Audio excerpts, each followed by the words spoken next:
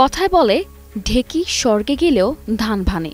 জেলবন্দি আওয়ামী লীগ নেতাদের হয়েছে সেই দশা। ১৬ বছর মানুষকে মানুষ মনে করেননি তারা। জেলখানায় গিয়েও সেই অভ্যাসটাই রয়ে গেছে তাদের। ফলে জেলের কর্মীদের জনগণের মতো করে ভেবে নিয়েছেন, অবধারিতভাবে করেছেন দুর্ব্যবহার। কিন্তু জনগণ মুখ বুঝে ১৬ বছর সহ্য করলেও জেলখানার কর্মীরা সহ্য করেননি। কড়া করে শাস্তি দিয়েছেন এসব রাজনীতিক নামধারী দুর্বৃত্তদের। দুর্ব্যবহার করার কারণে তারা যে শাস্তি পেয়েছেন সেগুলোও কৌতূহলে পরিপূর্ণ।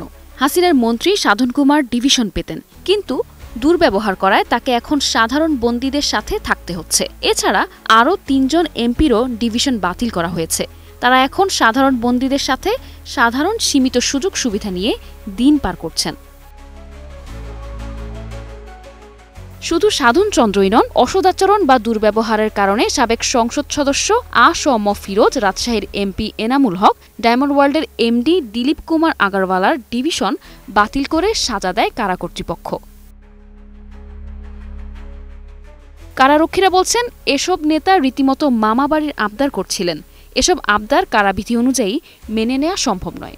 জানা যায়, জনগণের এসব সেবকের জেলখানায় গরমে খুব কষ্ট হচ্ছিল, তাই তারা জেল কর্তৃপক্ষের কাছে এয়ার কুলারের আবদার করেন।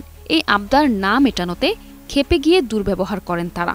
সিলিং ফ্যানে এসব নেতার গরম যাচ্ছিল না, তাই এমন আবদার করেছিলেন। দেশকে বিভিন্ন পরগনায় ভাগ করা এসব জমিদাররা কারাগারে যাওয়ার পর থেকে আরাম আয়েশে থাকার জন্য কারা কর্মকর্তা ও রক্ষীদের কাছে বিভিন্ন জিনিস চেয়েছেন। তাদের কেউ কেউ চেয়েছেন স্মার্ট টিভি। এছাড়া বাড়ি থেকে নিয়মিত রান্না করা খাবার যাতে খেতে পারেন এমন আবদারও করেছেন কয়েকজন সাবেক মন্ত্রী ও এমপি। বাইরের খাবার দেওয়ার সুযোগ নেই বলে তাদের জানানোর পর মন খারাপও করেন তারা। এবার গরম পড়ার পর নতুন করে তারা এয়ার কুলার দাবি করছেন, কিন্তু তাদের এটি দেওয়ার কোনো সুযোগ নেই। এই চাওয়া বা না পাওয়ার কারণে তাদের অনেকে দুর্ব্যবহার করতে পিছপা হন না। কারাসূত্র জানায়, ভিআইপিদের কেউ কেউ মোটা অঙ্কের অর্থের প্রলোভন দেখিয়ে অবৈধ সুবিধা নিতে চেয়েছেন, যা কারাগারে গোয়েন্দা নজরদারিতে ধরা পড়েছে। সাধন চন্দ্র মজুমদার সহ সাজাপ্রাপ্ত অন্যরা প্রায়ই ক্ষিপ্ত হয়ে ওঠেন কারা কর্মকর্তা ও রক্ষীদের ওপর। তাদের আইন ভাঙ্গার বিষয়টি মাত্রা ছাড়ালে ডিভিশন বাতিল করে শাস্তি দেয়া হয়। ডিভিশন বাতিল করার পরদিনই তাদের নিয়ে যাওয়া হয় সাধারণ সেলে।